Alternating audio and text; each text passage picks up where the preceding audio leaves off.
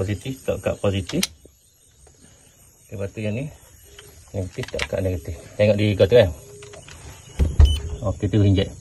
Bismillahirrahmanirrahim. Assalamualaikum warahmatullahi wabarakatuh dan salam sejahtera. Alhamdulillah, bersama saya lagi Madil Engineering. Okey tuan-tuan, hari ni kita datang lagi satu site lagi berdekatan juga dengan kita buat kerja marin. Yang mana masalah dia sekarang kalau ni kalau tengok jam pukul 9 dah. Biasa solar ni dia pukul 7 dia masuk dah. Ya, kalau tengok keadaan luar pun panas dah tu. Solar dah atas bumbu ni. InsyaAllah dah atas ni panel dia punya modul. Kita kalau tengok dekat sini tak masuk cas langsung bateri. Dia pergi sini kan. Ni daripada modul pergi 0 kosong. Maknanya dia tak masuk cas. Jadi cara dia kalau ikut case dia punya ni kita on. Ada solar ni modul dia. Okey, sebelum tu kita cuba off dulu ini. Nah, kalau kita off tak ada dia punya modul gambar dia. Bila kita on, okey dia ada. Bila ni dia punya masalah dia bateri tak masuk cas. Jadi kita perlu ke satu alat pakai injection ni. Okey, yang ni model dia yang yup. Tak tahu baca. Jadi kita cocok je.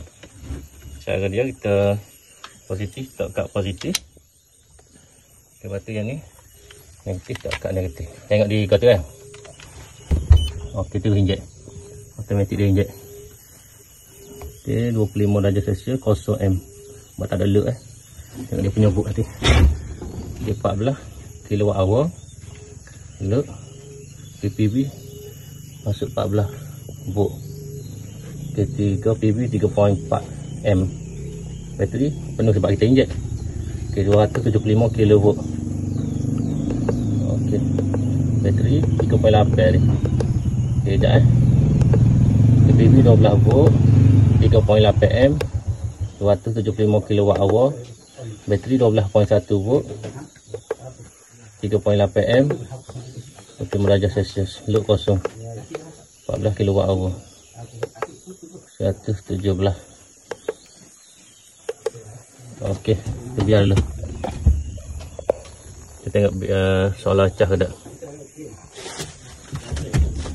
Okey, sekali lagi kita injek. Tengok sekali lagi kita injek. Okey. Bahagian ni sebagai injektor saja, dia bukan untuk cas. Dia macam kita nak injek kereta lah, hidup kereta. Okey, untuk set ni kita